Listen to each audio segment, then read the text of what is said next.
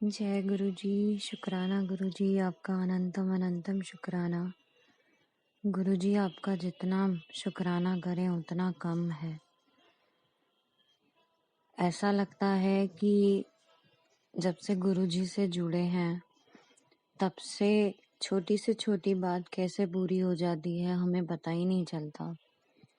गुरु जी ऐसे पूरी करवा देते हैं। आपका कुछ खाने का मन हो, आपका कुछ पीने का मन हो, आपका कहीं जाने का, कहीं घूमने का, किसी से मिलने का, मतलब आप कुछ भी गुरुजी के आगे बोल दो तो गुरुजी फट से सुन लेते हैं और वो पॉसिबल कर देते हैं। संगत जी, गुरुजी ने सबकी बाह ऐसे पकड़ी हुई है और सबके कष्ट ऐसे काट रहे हैं। बहुत सारे ऐसे कष्ट हैं जो हमें पता ही नहीं चलते कि कब में कैसे कट जाते हैं।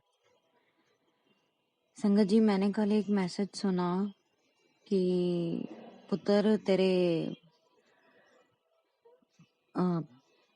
बेटा जो है वो गलत रास्ते पे जा रहा है, उसनो देख लें पर तू टेंशन ना ले, मैं आप पे ही संभाल लेवांगा।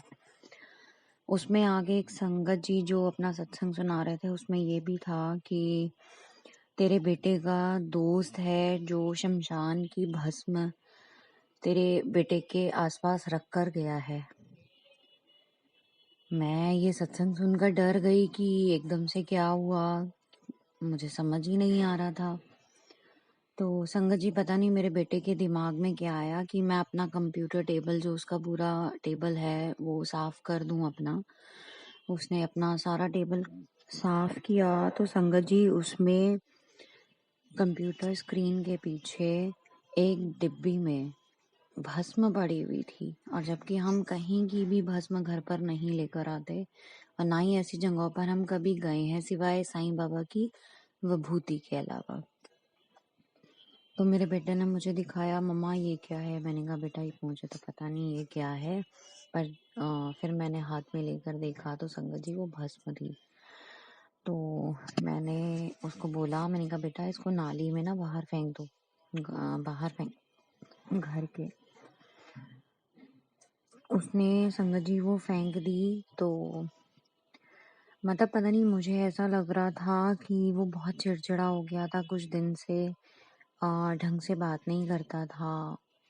पहले था वो बहुत लड़ता रहता था सारा दिन मेरे साथ, इतना इरिटेट, इतना चिड़चिड़ा हो गया था। बट गुरुजी से अरदास लगाई, गुरुजी ने वो सब भी मेरी प्रॉब्लम ठीक करी, मेरे बेटे के साथ रिलेशन ठीक किया कि वो मेरे साथ ना बने उसकी और मेरी। तो संगत जी गुरुजी के उससे मैंने उसको जल प्रसाद देना शुरू किया।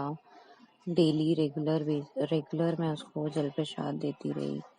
तो वो बहुत, उसका नेचर ऐसा हो गया, हम लोग आपस में खेलने लगे, बात करने लगे, टाइम स्पेंड करने लगे।